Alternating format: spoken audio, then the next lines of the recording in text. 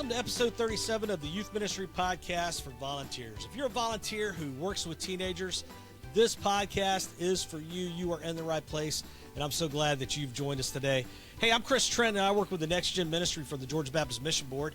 I've worked with teenagers now for a little over 30 years. I feel weird saying that every time, Jennifer, because now it's kind of like it's starting to sound older and older. It's okay. It's okay. Be honest. Yeah, right? But hey, I'm blessed each week to be joined by my co-host, Jennifer Fletcher, who's a close friend of ours, has mentored my daughter, and she and I worked together for a long time. Jennifer, what is going on? How's the family? How's the kids? Kids are good. I hope they're sleeping right now, and they're doing well. Podcast episode, we're just expecting a interruption, a plan. Yes, if I'm mid-sentence and I cut off, you'll know I'm a real-life volunteer that has real-life other duties. They have woken up from their naps. Yeah. Awesome. Well, good times. Well, hey, friends, before we jump into today's episode, be sure to subscribe to the podcast on whatever podcast platform you listen to podcasts on. If you're not sure what that means, ask a teenager. They can always help you. And then we would love it if you would leave a review. It really does help us out as far as getting the word out about the podcast. So, Jennifer, we've got a great guest today. He's back. Ooh, I feel like it's been a few episodes, but don't worry. We heard your cries, and we have brought back Todd Jones. Todd, you're at Duluth First Baptist, if you don't know Todd, y'all, and he is our Georgia Baptist rep for Central Georgia, right? How you doing? That's right. I am so good to be back. It has been a little bit since I've been on the podcast. Since we're recording now, I don't know where to put my eyes. I think I'm just looking at the camera. It's great. It's great. You're doing awesome. So I'm like, who do I look at? What am I doing? So, but we're good. Thanks for having me on again. Love being here. Love talking with you guys. Well, it's just because that you and Tim, y'all just, you whine so much about how we didn't bring y'all on for a little while. So, because we changed things up a little bit. But the people cried. We heard their cries for Todd Jones. But I will say, I listened to the episodes, and they were very, very good episodes. So I realized why you changed it up. So, no, they were great. No, that's not true because, Jennifer, I'm not kidding, on our Unwind group, shout out Unwind guys, they all talk about how Todd's voice is the perfect podcast voice. I know. If you until Kyle started, and they're like, well, that's why I haven't brought him on again. Yeah, just because I don't want him to one up me anymore. There is legitimately, don't end this podcast to listen to this, but there's a group that reads stories for children, and they just upload it to Spotify so that when you're in the car, you can be like, yeah, we can listen to Goodnight Moon or whatever. And so I think, Todd, you have a second career as a children's storybook reader. When you've got the mic, you're ready to go. I'm going to read The Hungry Caterpillar over and over and over again. Please. Oh, my gosh. Well, Todd, we've got a good episode today. Yeah, I'm excited. We're talking about why teenagers are so lonely and how we can help. Great topic, because I think we're seeing a lot of teenagers struggling with this. And so I'm excited to talk about this today.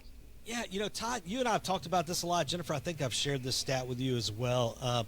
I'm blessed to get to, travel Georgia and do talks and breakout talks and training type things. And one of the talks that I do is this current trends talk.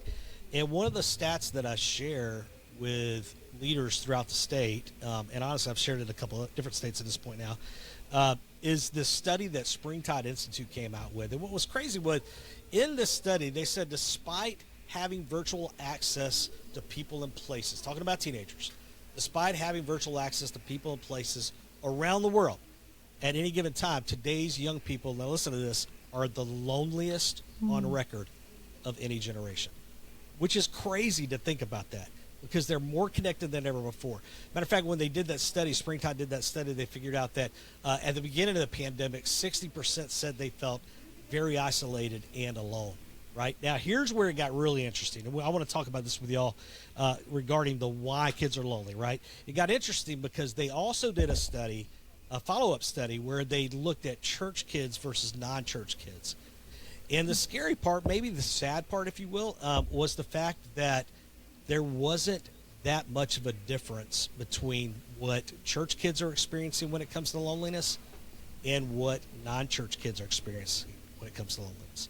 Which begs the question, okay, well then why? Why are teenagers struggling so much when it comes to loneliness? Jennifer, what do you think about that? I mean, you think about this all the time. You're a volunteer. You think about girls a lot. What do you think's Yeah. happening right here? What's happening in 2024 that's causing so many teenagers to struggle with this? I think it's twofold, and not to blame social media too much, because we all know that every episode we can be like, well, technology and social media, but at the same time I think that kids have all these shallow relationships now, and so maybe they know certain things and they know more facts. I mean, Chris, you talked a few weeks ago about they're just being inundated with so many things, and so they think they have more relationships maybe, but then when it comes down to it, they're not genuine, they're not authentic, they're not real relationships where they feel known by somebody. And I think that can be a huge difference. I can be social, I can surround myself with a ton of people, but that doesn't necessarily mean that I feel seen and that I feel known. And so I think helping students understand the difference between those two things impacts this statistic being so high. If I'm hearing you right, I feel like part of it is like they're on their devices, and adults we struggle with this too, right? We think, Oh yeah, I'm for sure. I'm connected, but it leaves us still hungry for a relationship. It's kind of like you're hungry, so you eat candy, and then you're like, wait a second, 30 minutes later, I'm still hungry. It'd be like volunteers that work with teenagers. You should understand this. Chris, you and I would spend the summer together, and when we worked on staff together, and we'd go to tons of different trips. Yes, I've been social for weeks, and I'd be like, oh, I just need adults. I got to get away from teenagers for a minute. I need adult friends. And even though I filled my social calendar, I was surrounded by people all summer. So it's kind of the same thing. They're filling their social needs surface level with being connected through technology, but not filling those other needs. Todd, I mean, you've got a teenagers, you man. see this. You have teenagers, and you are you've got a girl that's a high school teenager as well, and you've got guys, one that's in college now, plus you're a youth pastor. What do you think about this? Yeah. And I would say probably one of the things that I see more than anything, and this has just been a growing trend, is isolation. Interesting. In a lot of families, if both parents are in the house, both parents are working. And so when a teenager gets home, like my daughter gets home, and I'm not there, I'm working, mom's not there. And so it's really, it's like an isolated, she goes to her room, she does homework, and so she's isolated there. And again, this is a generation where they're getting their driver's license later and later. When we were growing up, we wanted our driver's license because it was freedom. We got to see our friends. First one in line that morning after 16, brother. Yeah, for sure. But this generation, because they see each other on their phones, they can press that button and see each other. But I think it's still one of those things. They struggle with communication, kind of like I am right now. They struggle with talking to one another, and they don't know how to ask good questions. So they isolate themselves because either single parent, or they may have brothers and sisters, but they don't talk to them either. And so isolation kind of creates this feeling of loneliness. Yeah, for sure. That's real as well, man. And so, volunteers, as you're listening, lean in for just a second and hear this, because I think we're guilty as adults of thinking, really? I mean, look at all these teenagers have going for them. Look at all of the stuff, how connected they are. How could they be lonely? I'm telling you, just everything we as folks that are in this world is pointing to the fact that there is a struggle happening with teenagers. And so then the question becomes this then. If we're willing to believe that's true, what can we do about it, right? So in youth ministry circles, as leaders, when we're leading youth ministry as full-time youth pastors or leading, we think about this a lot. But we were also thinking along the lines of, well, what can a volunteer do? How can we maybe help a volunteer? So we've got some ideas here on what you as a volunteer can do about it. All right, so here are 4 things. We've got Todd, you've got the first one. Yeah, and one of the things that I was thinking, because it was one of the things that I struggled with as a teenager as well, is how helping them as a volunteer. How do you help your teenager? Somebody comes up to you and says, I feel alone, I feel sad, I feel down. How do you help them reframe the self-talk that's happening up here? Mm-hmm. How do you help them when they hear the lies? How do you help them basically fight those lies with truth? It's reframing what they're telling themselves. And again, we can't say, hey, you don't feel this way, or that's not really reality. Because honestly, Jennifer, you talk about social media. They pull up Instagram and they see all the girls over at so-and-so's house. Yeah. They're going to feel alone. I mean, they're going to feel, I wasn't invited to that thing. They're tracking your Snap Map. They know where you are. Yeah. And so in their mind, they're thinking, everybody hates me. I have no friends, which again is not true, but we don't tell them that, but we help them reframe with truth. We fight the lies with truth. And just a verse, Chris, I know you were excited about Kyle one time bringing the Bible. I got the Bible here too. Philippians chapter 4. Thank you, Todd. Yes, Philippians chapter 4, verse 8. Finally, brothers, whatever is true, whatever is honorable, whatever is just, whatever is pure, whatever is lovely, whatever is commendable, if there is any excellence, if there is anything worthy of praise, think about these things. And that's what we got to help them do, to reframe those lies with the truth. For sure. I think it's so true. And again, all these podcasts, we're giving you advice as volunteers, but there's no amount of advice that we can give students to solve all of the things that they're experiencing. We have to teach them scripture, and so that they know where to turn. And so I think it's so true, helping them focus on, what does the Lord say about you? What does he say you are? He has created you. He doesn't call you lonely. He calls you his. And so helping them understand that is so valuable. Yeah. Huge. And I think it's helpful too, because it teaches kids, I was working with some 8th grade girls on Sunday, and I was telling them kind of my little mantra for this little group was, take your eyes off of you onto him, off of you onto him. When we focus on our loneliness, it's all about, oh, Jennifer, woe is Jennifer. And I have to remember, hey, Jennifer, let's focus on the Lord every now and then. Take your eyes off of you. That's good. That's good. I love it, man. I think that's a great first one, that they just helping them to rethink what they're thinking, and paying attention, to that as well. Well, hey, here's a second idea for you, friends, as you're listening here. We just talked about in our pre-planning here as we got ready for this episode that we feel like number 2 would be focus more on relational ministry than teaching. All right? So focus more on the relational than just the teaching. Now, listen, if you're a Sunday school teacher and you're mainly tasked with teaching the Bible each week, what I'm not giving you here is a pass on preparing well and teaching your Bible study lesson, okay? What we don't need is just relational with a tiny bit of teaching, okay? We don't want that either. But there's got to be balance, and we overuse that word a lot, but here's the thing. Focus more on the relational aspect of your job as a volunteer with teenagers than just the teaching part. Yes, do the teaching, but making sure that you're building relationships with those teenagers. Because so often, there's a whole bunch of stats in that Springtide study I could go into here, but so often teenagers, they may show up on a Wednesday night, they may show up on a Sunday, but if they've not had anyone build that relationship with them, it's going to be hard to break through and help them with that. And they can actually, even though they're showing up every Wednesday night to youth group, they can still be experiencing loneliness because nobody has taken the time to relationally get to know them, right? So just as a volunteer, man, lean into that part, figure out how to build that relationship stuff. What do y'all think?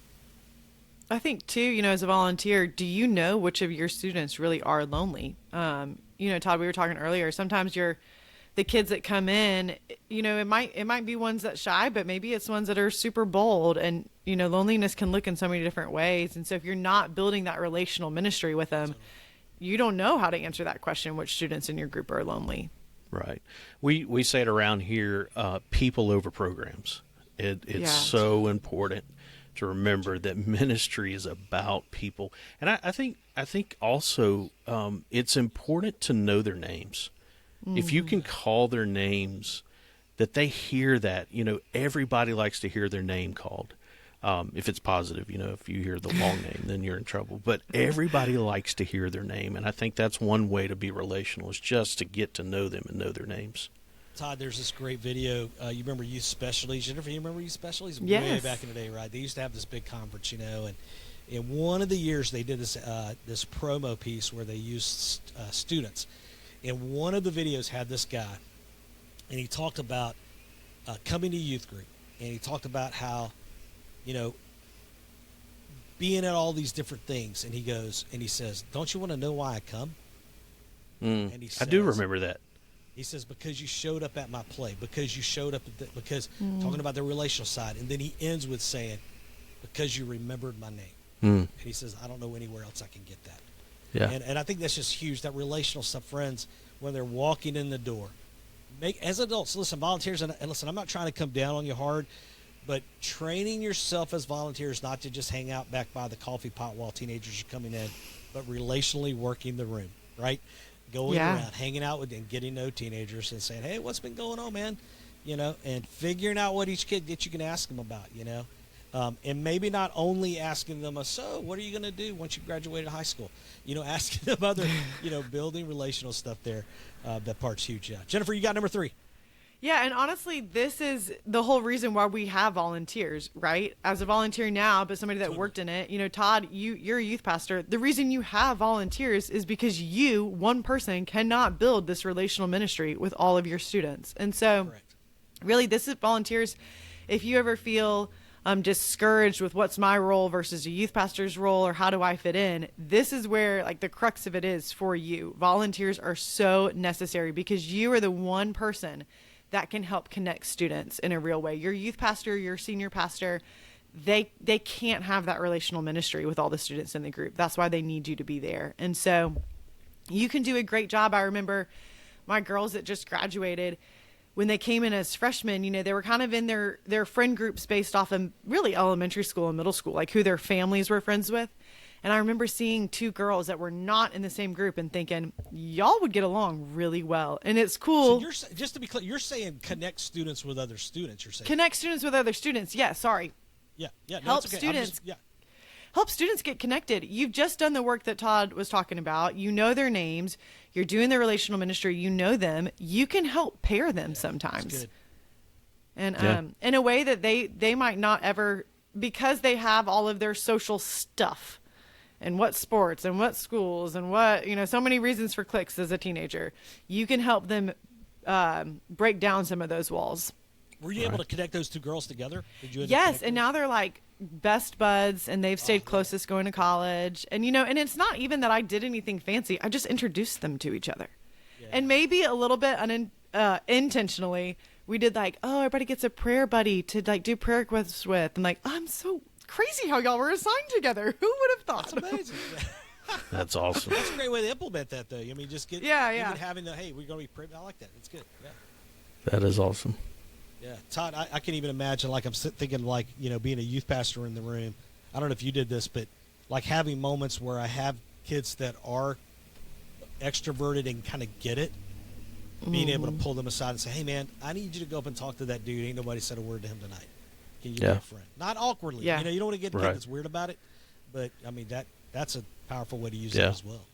Well, and I just think about even in my student ministry is different than some, because of our multicultural, background as far as a church. And last week we had a kid that's been here for 2 weeks, only speaks Spanish, and he shows up and I'm like, okay, none of my Spanish speaking students are here yet. And then all of a sudden we had a visitor who came the week before, showed up, and I said, Jesus, which was a pretty easy name to remember, by the way. I said, Jesus, hey, this is Nathan, and I got his name, and I said, can you help translate for Nathan? And Jesus was able to translate, and so I was able to connect people that spoke the same language. Yeah. But it's so important. Again, that's why you know their name, and just being able to connect those students. So I think that's great. And I think too, volunteers to think, why do you volunteer at the church that you're a part of? Probably because somebody made you feel connected. Yes, we want to go to Bible teaching churches and all those things, but you probably stayed there because somebody was relational with you. And so we just want to implement the same thing with our students. Yeah, volunteers, we think you can make a big difference there by helping students connect with other students, and just having an eye for that is what we're saying there. Todd, wrap it up with number 4. Yeah, I think this is things that we've talked about, in earlier podcasts. And again, as a volunteer, remember that student ministry doesn't always take place on Sunday morning for an hour and a half, however long you go, or Wednesday night for an hour. It takes I place. feel like, Todd, this is that, like, so what we're saying, volunteers, if you've listened to any of our episodes before, Yeah. So it takes place beyond the time that you have, the 40 hours a year that you have at church. It goes beyond that. It happens when you show up at that soccer game. It shows up when you or it happens when you show up at that play. It happens when you show up in the mailbox. When a birthday card is sent. Those are the times where it really impacts the heart, I believe. Volunteers, don't let the fact that you can't do a lot cause you to do nothing. Yes. Yeah. Maybe you can't go to every football game this season. Maybe you can't. That's okay, but it doesn't mean you just don't go to one. Yeah. You know, like try to figure out something there, have some strategy. Absolutely. And students will remember that. They'll remember just the tiny littlest thing. Yes. And I even say show up in their text feed, you know, just saying, hey, praying for you this week. Or, hey, you asked me to pray for that test. How did it go? Just so they know you're thinking and remembering them throughout the week. And Jeff, I'm even still thinking, listen, last episode, Ricky Smith's story about his volunteer, still, Ricky Smith's like my age, like he's in his 50s or whatever, right? Like, I think he's in his 50s. I don't know, Todd, is he? I hope he's not listening. I mean, he may be out for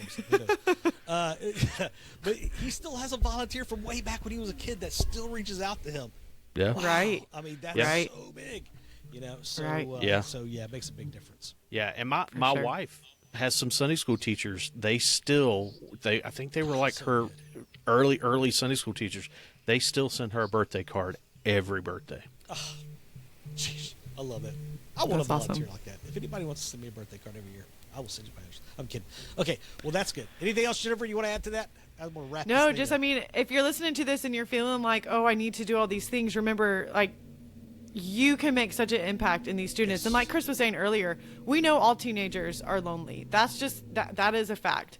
But if we can help the students that are connected in our churches not be lonely and then draw others, maybe the reason they come to church is because they're looking to not be lonely anymore. And we get to share the gospel with them, and that's awesome. Point them to Jesus, man. Helping them know that is the ultimate goal. That is the ultimate thing that's going to help them in life more than anything else, is a relationship with Christ. For sure. Man, if they're struggling with loneliness, it's going to be hard for them to see all that. So helping, man, it's good. It's good. Well, we're going to wrap this thing up. Thanks, friends. Thank you for listening. Hey, listen, we really do appreciate you trusting us with your time if you're listening. Thank you for that. That does it for today's episode. And so, hey, don't forget to hit that subscribe button and maybe leave a review. That really does help us a lot.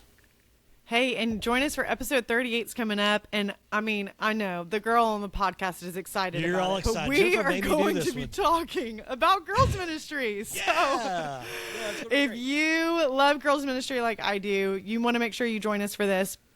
We've got Angela Sanders coming, and she wrote a book, amazing resource on how to grow an effective girls ministry. And even if you are not a female listening to this, but you're working with students, you do not get a pass. You need to listen to this. No, because we want for you to know, like Todd, you are a male youth pastor. It is helpful for you to know how to effectively do ministry with the girls in your youth group. And so this is, for everyone, it's going to be an awesome time. We're excited for it.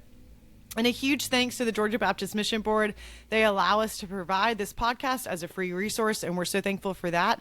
And we're especially thankful for the churches that give to the cooperative program.